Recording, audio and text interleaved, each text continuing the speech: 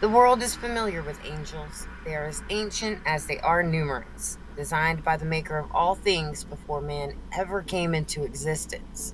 There are different types of angels with different jobs. They are also known as stars in the heavens that sing to God forever, until some of them got greedy. Lucifer was the first angel to fall. He was once the most beloved angel of all until he and many other angels joined in a great rebellion against God. At the beginning of this rebellion, Satan went to Eve with a temptation that has continued to work on mankind ever since, the promise of knowledge, so that they can be like God. The virus of rebellion had successfully spread to mankind. Angry folks ever since have claimed that they would never have eaten the forbidden fruit and blame Eve, but little does everyone realize that we've already done the same thing. Long after Eve, the fallen would band together for something sick and unnatural to bring onto mankind, their seed. By combining their genetics with humans, they corrupted the flesh of those who were created in God's image.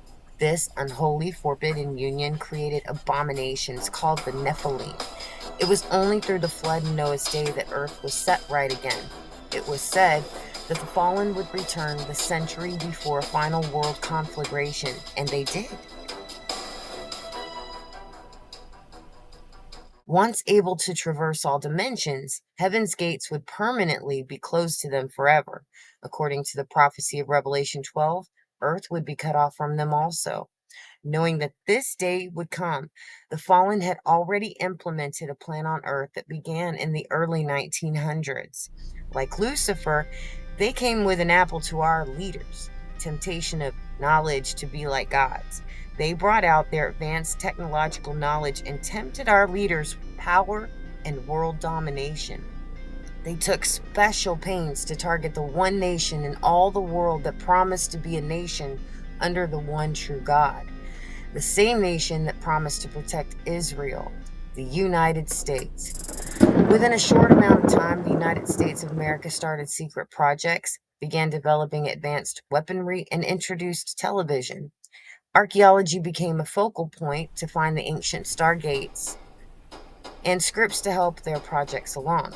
Depression and war followed, and then the sexual revolution. All the while, reports were accumulating about alien abductions for lab like experimentation with hyper focus on hybrid offspring. Drugs came out that took over the world and further blinded the people from the light of God. Music, a calling card of the angels, began going in a less wholesome direction, leaving the masses spellbound. Television started slipping subliminal messages and frequencies to the audiences they targeted. Artists could no longer become famous unless they chose to take a lifelong and eternal oath to the dark side. This would lend the talents of the artist to lure more followers.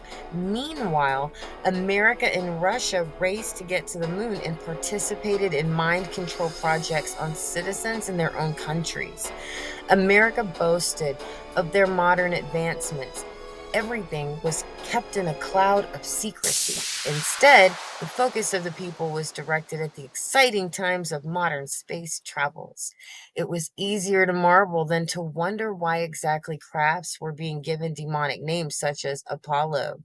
The fallen were from the realms and dimensions of space. It is a place they feel comfortable. Of course, they'd want to build crafts and stargates, and they'd use us to open Pandora's box.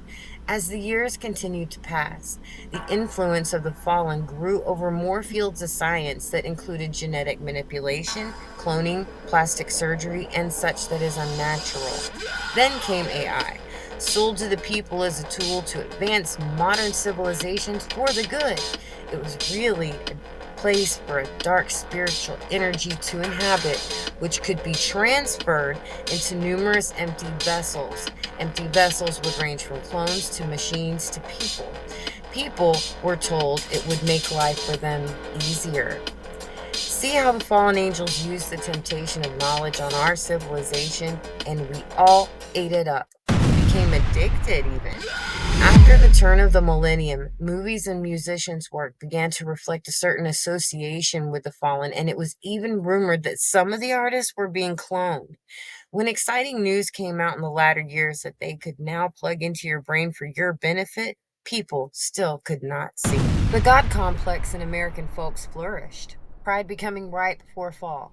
A religion devoted to science came about with actual followers who believe they are their own God. All the signs were there from the start: the control, music, science, secrets, drugs, genetic manipulation, and AI. Chips on the brain, sold as healing remedies. Oh, the benefit, they say. Everyone is already attached to their phones. Virtual reality is a natural next step, easing you into the grasp of the yet unseen, the mark. The fallen still intend to pass themselves off as aliens, as nice aliens to the world at the right time. And they will have a loaded story to sell a desperate mass of people that will eat it up. That is the problem with mass delusion. They know what they saw, but they can't let it intrude on the safety bubble they've created around themselves. Instead, they will fight against the truth. Yes, they will fight against their own human race, combined with a fear of death and the hope of survival any way they can get it.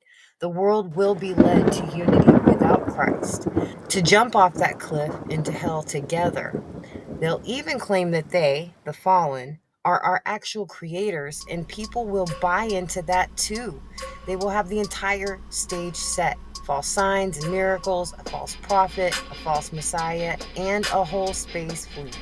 Oh, but this will not end well for any of the fallen or their followers. Their day is coming. We know this as the Battle of Armageddon. Revelation 19, verse 21 through chapter 20, verse 3. And I saw the beast and the kings of the earth and their armies gathered together to make war against him that sat on the horse and against his army. And the beast was taken, and with him the false prophet that wrought miracles before him, with which he deceived them that had received the mark of the beast, and them that worshipped his image. These were both cast alive into a lake of fire burning with brimstone. And the remnant were slain with the sword of him that sat upon the horse, which sword proceedeth out of his mouth, and all the fowls were filled with their flesh. And I saw an angel come down from heaven, having the key of the bottomless pit and a great chain in his hand. And he laid hold of the dragon, that old serpent, which is the devil and Satan, and bound him 1,000 years, and cast him into the bottomless pit, and shut him up, and set a seal upon him, that he should deceive the nations no more till the 1,000 years should be fulfilled. And after that he must be loosed a little season. It doesn't explicitly say what happens to all of the fallen, but we know that it is a peaceful millennium that follows that famous battle in Israel. 1,000 years isn't really that long, just long enough to cause mankind to think the warnings left behind for them were fantastic stories of myth like our generation did.